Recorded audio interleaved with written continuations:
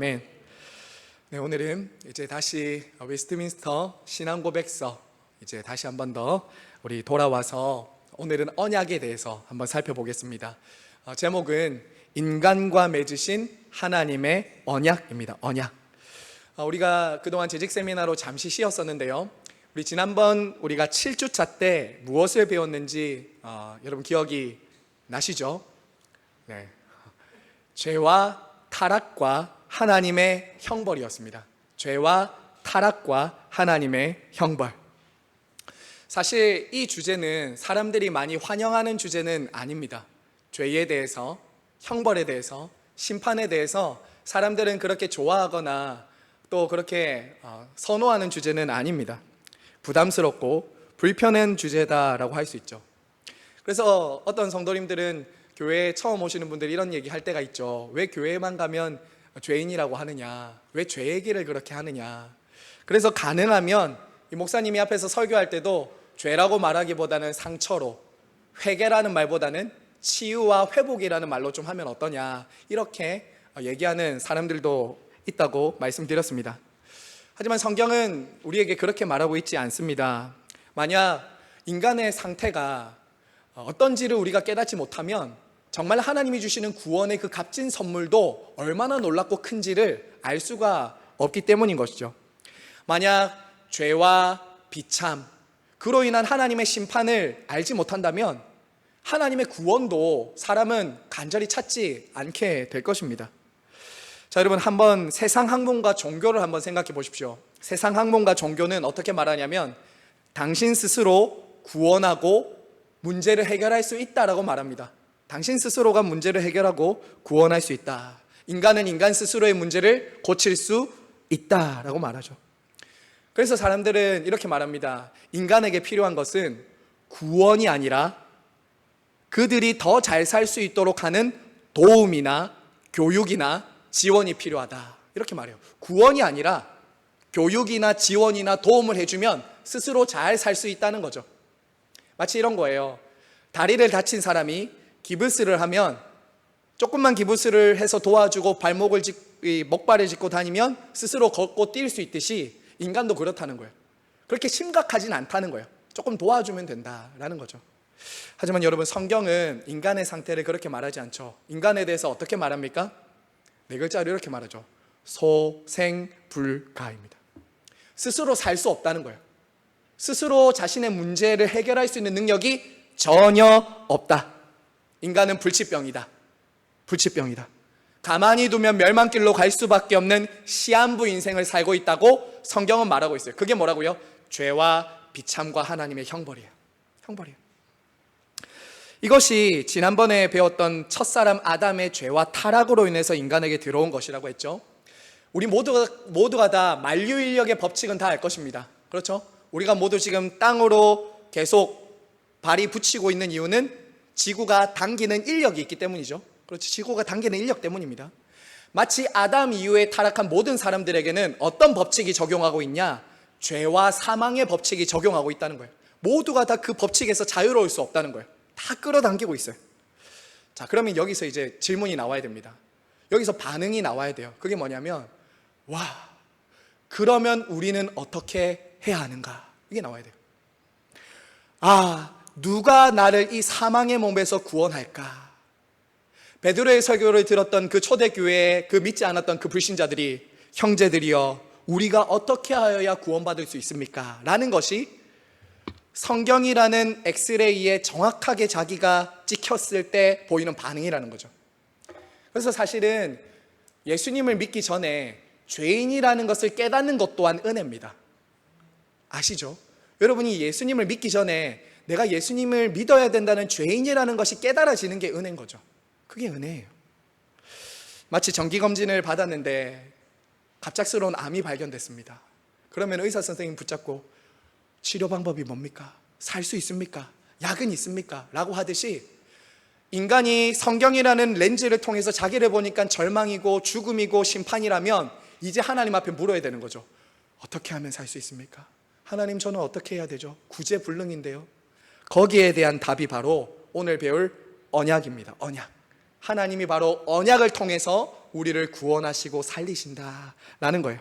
자, 그럼 첫 번째, 우리 언약이란 무엇인가? 언약이란 무엇인가? 자, 여러분 교회를 다니면서 언약에 대해서는 아마 많이 들어보셨을 거예요. 언약이 뭔가? 저는 한 단어로 이렇게 먼저 쉽게 좀 적용을 이렇게 좀 들어가고 싶습니다. 언약은 뭐냐면요, 쉽게 말해서 관계입니다. 관계. 언약은 뭐다고요? 관계예요. 언약은 관계예요. 하나님께서 우리와 어떻게 관계를 맺으시는가를 보여줄 때 성경은 언약이라고 말합니다. 언약이에요. 자, 여러분 언약의 기본적인 개념은 이것입니다. 두 언약을 맺는 당사자 간에 책임과 의무를 가진다는 거예요. 언약을 맺는 두 당사자 간에 책임과 의무를 가진 관계가 바로 언약입니다. 자, 여러분 우리도 살아가면서 많이 약속을 하고 지내시죠? 여러분 약속이라는 걸 하잖아요. 뭐 거래처와 내가 이걸 만들어주면 당신들이 돈을 지급할 것을 약속하지 않습니까? 그리고 또 우리 자녀들과도 이런 약속을 한번 다 해보셨을 거예요. 네가 이번에 성적이 좋아지면 내가 컴퓨터 사줄게. 회사에서도 약속을 하죠. 당신이 이번에 이런 프로젝트를 잘하면 승진시켜 주겠습니다. 보너스 주겠습니다. 이런 약속들을 다 하잖아요. 그래서 우리가 살아가는 모든 삶의 관계는 사실은 약속으로 이루어졌다고 해도 과언이 아닐 것입니다. 모든 약속들은, 모든 관계들은요. 자, 그런데 이 약속에는 두 가지 성격이 있어요. 두 가지 성격. 첫 번째는 조건적인 약속입니다. 조건적인 약속. 거기 적어두었죠. 두 번째는 무조건적인 약속이 있어요. 무조건적인 약속. 제가 앞서 말씀드린 이런 예들은 이런 것입니다. 조건적인 약속이에요. 네가 뭘 하면 내가 이거 해줄게. 네가 이걸 잘하면 내가 도와줄게. 뭐 이런 거도요. 이런 건 다 조건적인 약속입니다. 자, 그러면 무조건적인 약속은 이런 거예요. 상대방의 반응과 상관없이, 상대방의 자격과 조건과 상관없이 무조건적이고 일방적으로 맺는 약속, 이걸 무조건적인 약속이라고 합니다. 무조건적인 약속. 자, 이 무조건적인 약속을 잘 보여주는 예가 무엇이냐면요, 바로 결혼입니다. 가장 잘 보여주는 예가 결혼이에요. 그래서 결혼은 언약식이라고 하죠. 언약식. 자, 결혼과 연애는 다릅니다. 그렇죠, 여러분? 다 연애를 해보셨을 것이고 결혼을 다 하셨으니까 아시겠지만 연애와 결혼은 달라요. 대부분 그냥 좋은 느낌과 감정을 가지고 결혼을 했다가 많이 낭패를 보는 이유 중에 하나가 뭐냐면 연애와 결혼을 구분하지 못하기 때문이죠. 연애와 결혼이 다른 이유는 그것 때문이죠. 결혼은 책임과 의무를 가진다는 겁니다. 상대방에 대한 의무와 책임을 가진다는 거예요. 연애할 때는 그만큼 의무와 책임을 가지지는 않습니다. 하지만 결혼을 한 이상 상대방이 어떠하든지 그에 대한 나의 책임과 의무를 다하겠다고 언약을 맺는 거죠. 모든 증인들 앞에서. 그래서 결혼이 언약과 아주 유사한 관계를 보여준다는 거죠. 물론 요즘의 결혼은 상대방이 잘 안 지키면 깨어지는 경우도 있습니다. 하지만 그 결혼의 성격 자체는 뭐였냐면 원래부터는 상대방이 나와 언약을 맺는 순간부터는 그 사람이 어떻든지, 그 사람이 어떻게 변하든지 상관없이 끝까지 책임을 다하겠다라는 의무적인 약속이라는 거죠. 자, 여러분 우리가 성경을 보면요, 이런 언약들이 많이 나옵니다. 사실은 성경에도 족장들끼리도 언약을 하고요, 왕과 신하가 언약을 맺기도 합니다. 그리고 성경은 하나님과 당신의 백성들 사이에 언약을 통해서 관계를 맺으세요. 언약을 통해서. 자, 그런데 이때 하나님이 우리에게 주시는 언약은 퀴즈 나갑니다. 조건적인 언약일까요? 무조건적인 언약일까요? 그렇죠. 무조건적인 언약이에요. 하나님이 만약에 네가 어떤 조건을 이루어야지 나와 약속을 맺고 내 관계 안으로 들어올 수 있다고 하면 우리 중에 아무도 그 언약을 맺을 수 있는 사람은 없죠. 없습니다. 이것은 언약에 있어서 하나님과 하나님 백성 사이의 언약과 약속에 있어서 주도권이 누구에게 있다는 것을 가르쳐 주냐면 하나님께 있다는 거예요. 이 언약의 주도권은 전적으로 하나님께 있다는 거예요. 이것이 우리에게 큰 위로와 감사인 거죠. 감사인 거예요. 자, 이 무조건적이며 일방적인 언약이라는 것은 바로 하나님과 우리가 동등한 관계에서 맺는 언약이 아니라, 동등한 관계에서 맺는 언약이 아니라 바로 너무나도 다른 분과 우리 사이에 맺어진 약속이기 때문이에요. 그게 1번입니다. 자, 언약의 필요성 한번 볼까요? 자, 신앙 고백서는 거기에 대해서 이렇게 말합니다. 자, 첫 번째 단락에 보시면 이렇게 돼 있죠. 하나님과 피조물 사이의 간격은 너무나도 크기 때문에. 거기 밑줄 치시면 되겠습니다. 왜 하나님이 우리와 언약이라는 방식으로 당신과 관계를 맺으시느냐? 이유는 하나예요. 하나님과 우리 사이의 간격이 너무나도 크기 때문에. 자, 여러분, 여기서 거리, 여기서 그 간격은 물리적인 간격이 아닙니다. 우리는 땅에 있고 하나님은 하늘에 있다. 이 정도의 물리적인 간격이 아니에요. 이 간격은 무엇을 말합니까? 관계적이며 교제적인 거리예요. 죄인인 우리가 하나님께 도저히 닿을 수 없는 그 관계적이며 교제적인 간격이 인간 스스로는 도저히 도달할 수 없는 거리라는 거예요. 그 간격이에요. 이것이 종교와 기독교의 차이입니다. 이것이 종교와 기독교의 차이예요. 확연히 달라요. 신에 대한 거리에 대한 이 인식이요, 기독교와 종교는 완전히 다릅니다. 여기서 여러분이 종교와 기독교를 구분하셔야 됩니다. 여러분, 일반적인 종교에서는요, 신과 인간의 관계는 멀기는 해도 도달할 수 있는 거리입니다. 도달할 수 있는 거리예요. 불교든 뭐 어떤 힌두교든 스스로가 신이 되고 스스로가 열반에 이르고 스스로가 신이 되는 거예요. 하나님과 인간과의 거리는 크기는 하지만 닿을 수는 있다고요. 그래서 만들어내는 것이 무엇입니까? 지성이면 감천이다. 하늘은 스스로 돕는 자를 돕는다. 이런 게 다 인간이 어느 정도 가능성이 있어서 신에게 도달할 수 있다는 거죠. 그 거리는 좁혀질 수 있다는 거예요. 일반적으로 종교의 공통점이 이거라는 거예요. 어떤 노력을 하면 신에게 도달할 수 있고 신은 나에게 보답해 줘야 된다. 이게 종교예요. 자, 하지만요, 여러분, 성경과 신앙 고백서가 말하는 하나님과 인간 사이의 거리는 그 정도가 아닙니다. 그 정도가 아니에요. 이 거리가 좁혀지기 위해서는 하나님이 인간에게 내려오시든 인간이 하나님께 올라가야 되는데, 도저히 죄로 인해 타락한 인간은 하나님께 닿을 수가 없다는 거예요. 도저히 닿을 수가 없다는 거예요. 이게 그만큼 하나님께 가는 것이 불가능하다는 거예요. 하나님은 우리가 내려오게 할 수도 없어요. 내려오게 할 수도 없어요. 딱 하나 방법이 있죠. 하나님과 우리 사이의 관계를 회복하고 약속을 하기 위해서는 어떻게 해야 되죠? 하나님이 내려오셔야 되죠. 하나님이 내려오셔야 되는 거예요. 죄로 인해 타락한 인간이 하나님을 알 수도 없고 하나님을 찾지도 않고 하나님께 순종하지도 않으니까 하나님이 어떻게 하신다고요? 내려오신다고요. 마치 어린아이와 우리 부모님들이 약속할 때 어떻게 해요? 어린아이를 위에서 쳐다보면서 약속하지 않고 무릎을 꿇고 아이의 눈높이에 맞추고 손가락을 아이에게 걸듯이 하나님이 스스로는 하나님 앞에 도달할 수 없는 우리를 위해서 스스로를 낮추시고 우리의 눈높이에 우리와 약속을 맺으시는 것이 은혜 언약이라는 거예요.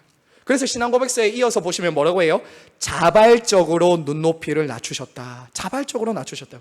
자발적인 비하, 자발적인 낮추심. 우리와 맹세하지 않아도 스스로 완전하고 존귀하시고 거룩하신 그 하나님께서 맹세에 마치 자기 자신을 얽어매신다고요. 맹세라는 것에 당신 스스로는 너무나도 자유롭고 주권적인 하나님이시지만 인간과 맹세하는 것에 온전히 자기를 얽어매시고 의무를 다하신다고요. 이게 언약입니다. 이게 언약이에요. 저는 이걸 생각할 때마다 너무 놀라운 것 같아요. 스스로가 자유로운데 우리를 사랑해서 당신 스스로가 약속에 매이신다, 하나님이. 저는 너무나도 놀라운 것 같아요. 다시 한번 언약을 정리합니다. 언약은 하나님과 우리가 약속을 맺는 관계를 맺는 방법입니다. 언약은 하나님과 우리가 관계를 맺는 방법인데, 저는 언약을 이렇게 정리했습니다. 한번 잘 들어보세요. 하나님의 언약은 우리를 하나님의 백성 삼으시겠다는 무조건적이며 일방적인 약속으로 사랑과 책임을 다하겠다는 하나님의 맹세와 헌신이다. 다시 한번 말씀드릴게요. 하나님의 언약은 우리를 하나님의 백성을 삼으시겠다는 무조건적이며 일방적인 약속으로 사랑과 책임을 다하겠다는 하나님의 맹세와 헌신이다. 이거예요. 자, 여러분, 이제 2번으로 넘어가겠습니다. 2번 보시면 하나님과 인간이 맺으시는 첫 번째 언약을 가리켜서 뭐라고 하냐면 행위 언약이라고 말합니다. 행위 언약. 자, 이 행위 언약의 첫 번째 약속의 당사자들은 누구일까요?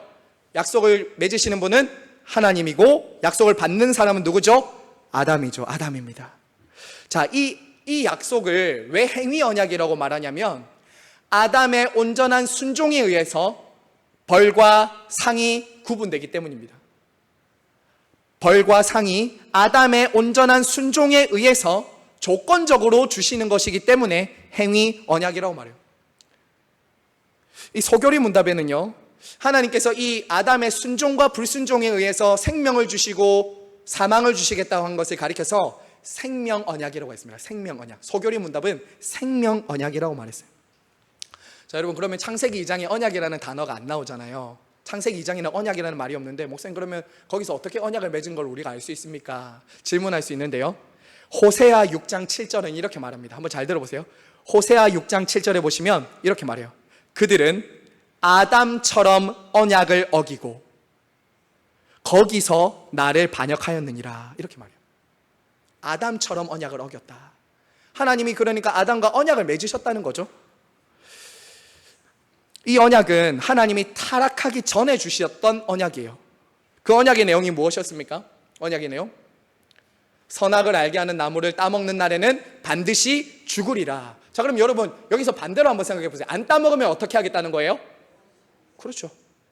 하나님이 따먹으면 죽으리라는 그 약속 안에는 반대로 뭐가 있어요? 안 따먹으면 산다. 안 따먹으면 영원히 산다. 이것이 전제되어 있는 약속인 거죠.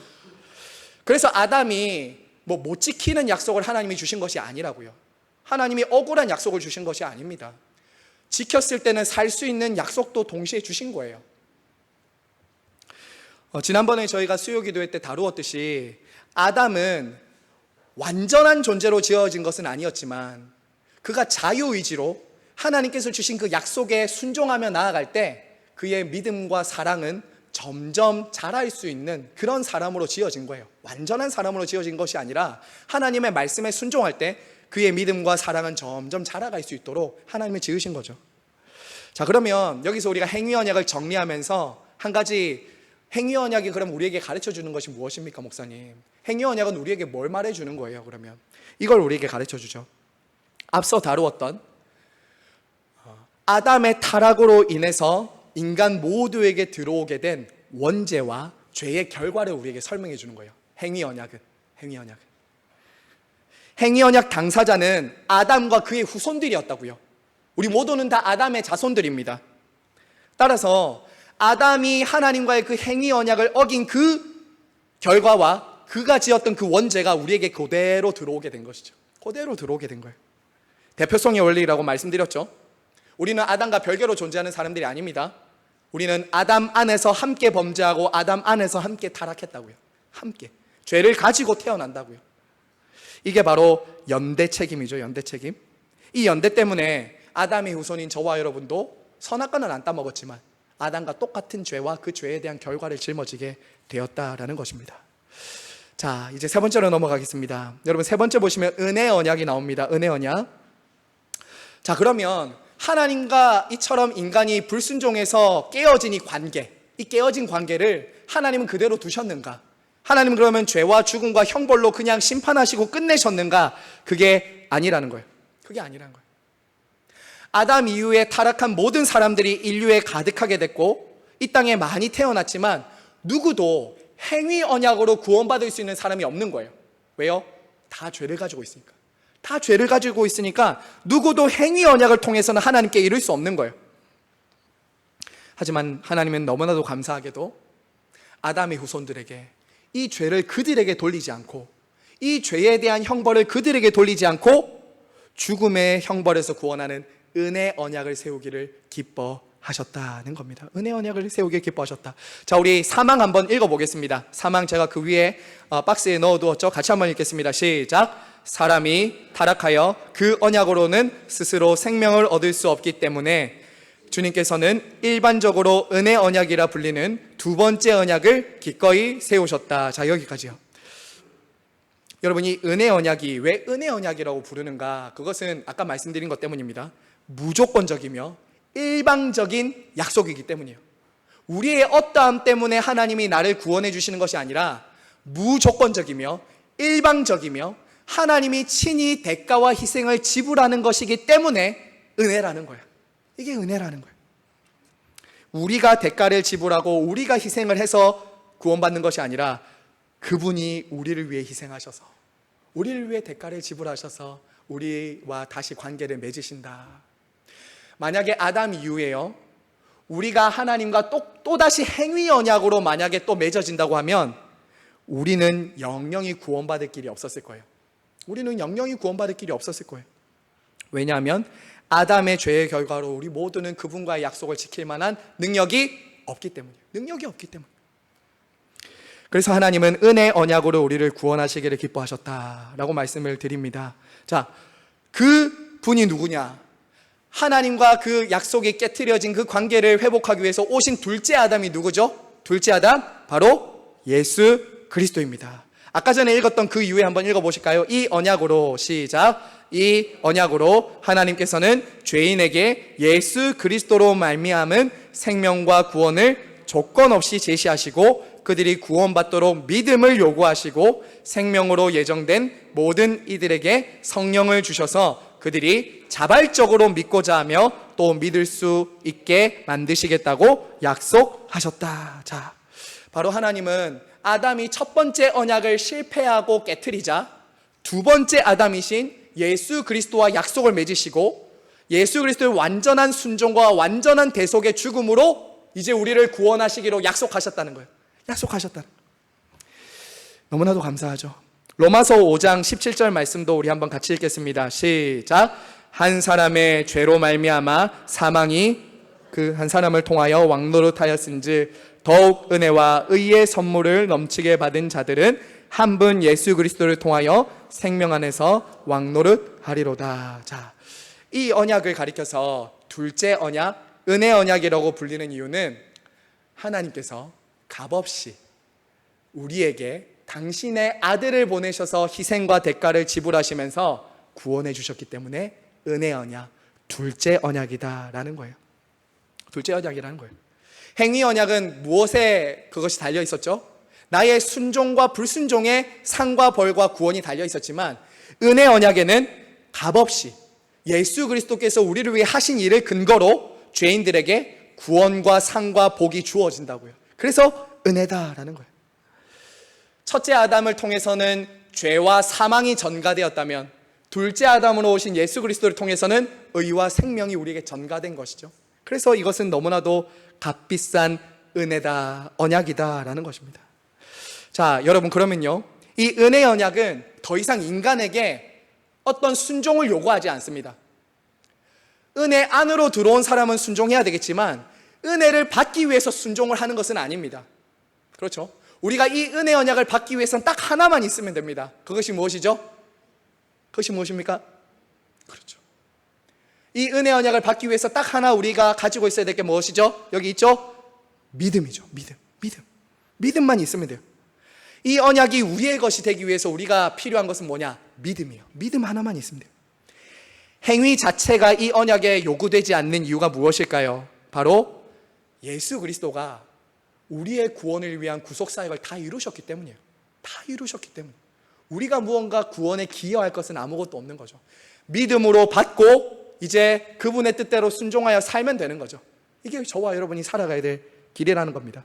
그리고 심지어 성경은 뭐라고 말합니까? 믿음조차도 하나님의 은혜이며 선물이라고 말해요. 믿음조차도.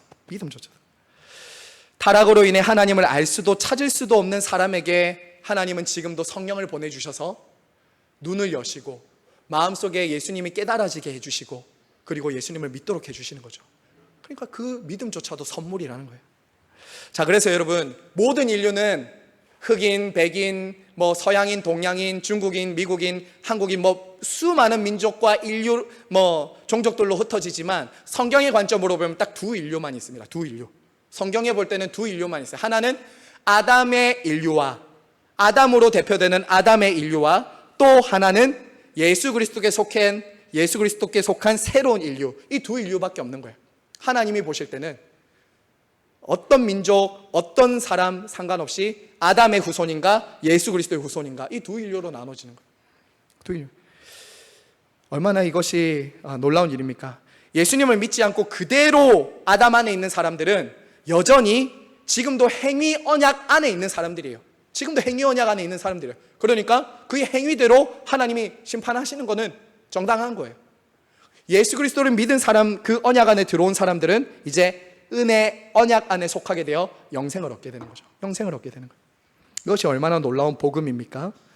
하나님이 죄인된 우리를 위해서 그리스도를 통해 언약을 신실하게 이루어 주신다. 얼마나 감사하냐고요. 자, 밑에 한번 보세요. 그 고려신학대학원의 이성호 교수가 이렇게 작성한 행위 언약과 은혜 언약을 비교한 것인데요. 이것은 여러분이 보시면 될 것 같습니다. 보시고 넘어가면 되고요. 사항으로 넘어갑니다. 사항.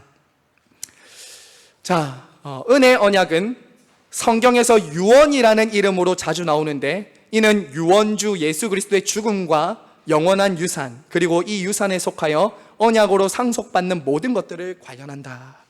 자, 여러분, 이 은혜 언약은 유언적인 성격이 있다라고 말해요. 유언. 자, 여러분, 유언이 무엇입니까? 죽기 전에 마지막으로 남기는 말이 유언이죠. 그리고 유언은 살아있을 때 효력을 가지나요? 죽었을 때 효력을 가지나요?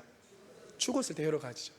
예수님과 우리 사이에 맺어진 언약이 유언적인 성격이 있다는 것은 마치 그리스도께서 죽으심으로 이후에 택자들에게, 하나님이 택한 백성들에게 그 그리스도께서 하신 희생과 구원의 효력이 믿는 자들에게 주어졌기 때문에 유언적인 성격이 있다는 것입니다. 아시겠죠? 얼마나 감사합니까? 예수님으로 인해 우리가 영생이라는 유산, 영생이 하늘나라라는 유업, 하나님의 자녀라는 신분을 얻게 됐으니 얼마나 놀라운 일입니까? 자, 마지막입니다. 5항과 6항, 언약의 시행, 구약과 신약의 차이, 이 부분 이제 보겠습니다. 자, 여러분, 우리가 언약을 아는 데는요 참 유익한 게 많습니다. 제가 지난번에 우리 수요일날 그 성경을 읽는 관점에 대해서 말할 때 언약이라는 관점도 말씀드렸잖아요. 성경을 창세기부터 요한계시록까지 언약이라는 관점으로도 쭉 꿰뚫을 수 있는데, 우리가 언약을 잘 알면요 성경을 볼 때 통일성과 다양성을 알게 됩니다. 성경을 읽을 때 언약이라는 관점으로 딱 보면 굉장히 통일성을 가지고 있고 다양성이 있다는 것을 알게 돼요. 자, 여러분, 먼저 기억할 것이 있습니다. 여기서 성경에 보면 하나님과 하나님의 백성들 사이에 언약이 참 많이 나오거든요. 예를 들면 노아 언약, 노아가 무지개 언약 맺었죠. 아브라함 언약, 다윗 언약, 모든 것이 하나님과의 약속이거든요. 그런데 성경에 나오는 모든 행위 언약들이 있습니다. 행위 언약들, 행위 언약이 다 부정적인 건 아니에요. 너는 이렇게 해라, 너는 이렇게 순종을 해라, 율법을 주시고 순종해야 된다라고 말하는 이 행위들은 모두 다 은혜 언약 아래 기초에 있다는 거예요. 이거 잊지 마셔야 됩니다. 모든 성경에 나오는 행위 언약은 은혜 언약에 기초한 명령이라고요. 우리가 그걸 해서 우리가 그 순종을 해야지 구원받거나 하나님의 백성이 되는 것이 아니라 이미 은혜 언약으로 하나님의 백성이 되었기 때문에 하나님은 행위 언약을 주시는 거죠. 네가 이렇게 해야 돼. 그래야지 하나님의 백성답게 살 수 있어. 내 자녀니까 내 말을 듣고 순종할 때 복을 받을 수 있어. 이렇게 주시는 거죠.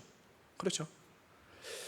자, 그래서 말씀드리는 것은 하나님이 하나님의 백성들에게, 이스라엘에게 무언가 명령을 주시잖아요. 그것은 철저하게 은혜 언약 위에서 주시는 거라고요.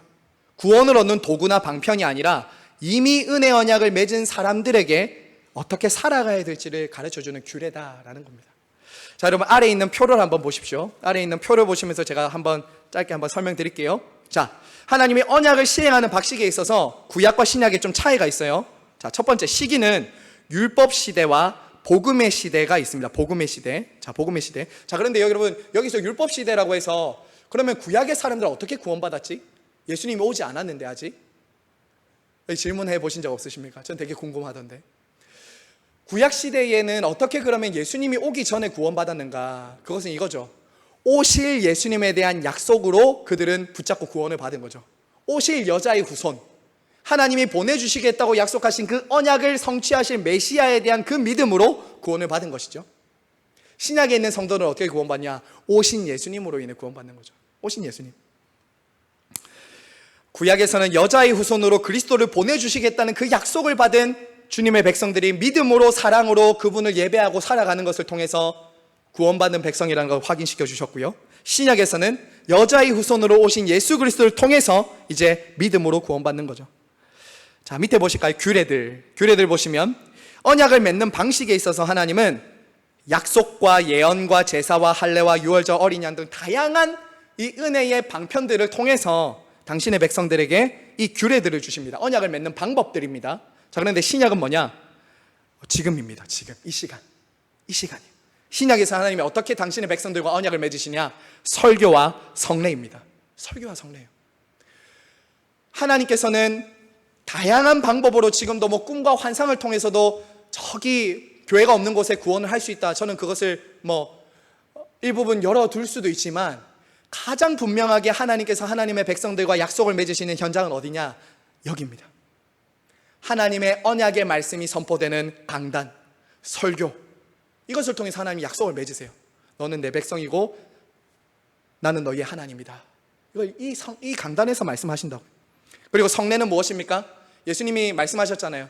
저희가 다음 주에 성찬하겠지만 이는 피로 세운 새 언약이니. 성찬을 할 때마다 우리는 무엇을 확인하냐? 하나님과 우리 사이의 관계를 확인하는 거예요. 하나님과 우리 사이 끊을 수 없는 그 관계, 피로 맺어진 관계를 확인한다는 거예요. 자, 대상 한번 보실까요? 대상은 구약에서는 유대인을 통해서 혹은 유대인과 그 주변의 이방인들에 국한되었다면 이제 신약에서 언약을 맺는 대상은 누구죠? 모든 민족이에요. 모든 민족이에요. 그리고 기능 한번 보십시오. 모든 것은 아까 말씀드린 대로 오실 그리스도를 예표하는 것이에요. 그러면 신약은요, 실체이신 그리스도를 선포하고 증거하는 거예요. 이 시간이 바로 그런 시간이라는 거예요. 효과는 무엇입니까? 효과는 구약에서는 유대인들에게는 충분하고 효과적이었습니다.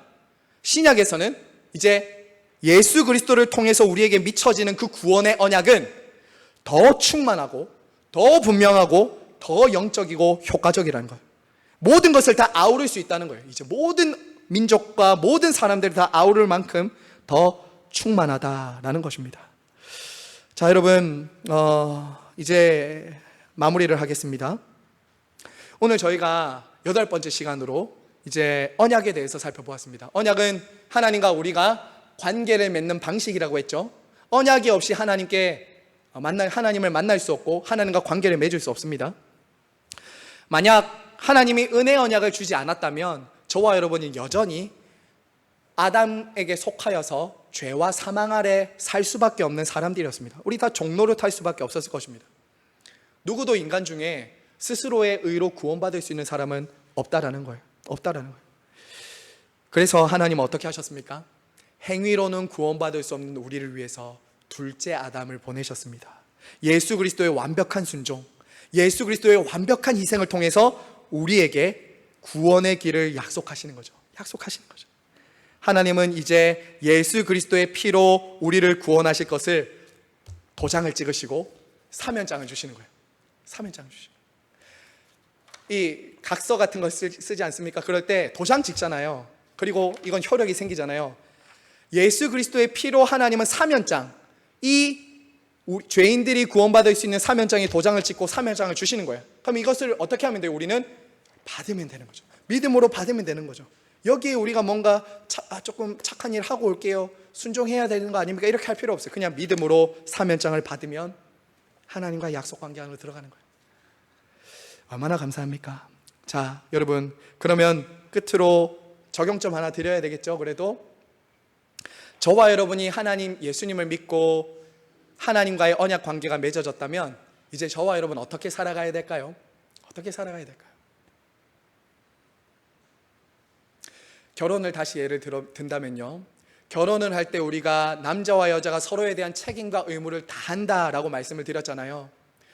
예수님께서 우리와 언약을 맺으시기 위해서 당신이 행해야 될 모든 의무를 다 행하셨습니다. 지금도 성령을 보내셔서 우리와 함께 하시며 이 땅을 살아가는 성도들에 대한 책임과 의무를 다하고 계십니다. 지금도 그렇다고요. 그럼 저와 여러분은 어떻게 해야 될까요? 우리도 하나님과 맺은 언약에 신실하도록 그분과 맺은 언약을 배반하지 않고 붙잡고 살아가는 것이죠. 이 세상이 나와 언약을 맺자, 그러면 내가 너를 잘 되게 해줄게, 이렇게 해야지 너는 성공할 수 있어, 이렇게 해야지 잘 될 거야 라는 거기에 가서 약속을 맺는 것이 아니라 하나님과의 맺은 언약을 딱 붙들고 순결을 지키며 살아가는 것이죠. 사랑하는 여러분, 요한계시록을 보면 그런 말씀이 있잖아요. 내 언약을 배반하지 않은 사람들, 그런 사람들이 나온다고요. 이 세상에서 주님의 이름을 배반하지 않고 끝까지 믿음으로 하나님과 맺은 언약을 딱 붙들면서 사는 것, 저는 이 장면이 하나 생각나더라고요. 조선시대나 옛날 시대에 그 은장도라는 거 여인들이 딱 품에 가지고 있었잖아요. 그때 이제 누군가 나쁜 사람이 와서 거탈하려고 할 때 그 은장도로 누구를 찌릅니까? 상대방 안 찌르죠. 자신의 정조를 지키고자 자신을 찌르잖아요. 왜요? 남편이 있고 결혼할 사람이 있기 때문에 나는 절대 내 정조를 저버릴 수 없다. 딱 지키잖아요. 성도들이 하나님과 맺은 언약을 딱 지키며 산다. 나는 그분을 배반할 수 없다. 그분이 나를 부인하지 않으셨고, 그분이 나를 배반하지 않으셨고, 그분이 여전히 나를 위해서 지금도 일하시고 책임지고 계신데 내가 어떻게 너희들이 제안하는 그것에 내가 한눈 팔려서 언약을 배반할 수 있냐? 나는 못한다. 끝까지 믿음으로 사는 것, 이게 성도들이다라는 것 기억하시면서 하나님과 맺은 그 언약을 신실하게 지키는 주의 백성들 다 되시길 간절히 바라고 축복합니다. 네, 이 시간 한번 찬양하고 기도하겠습니다.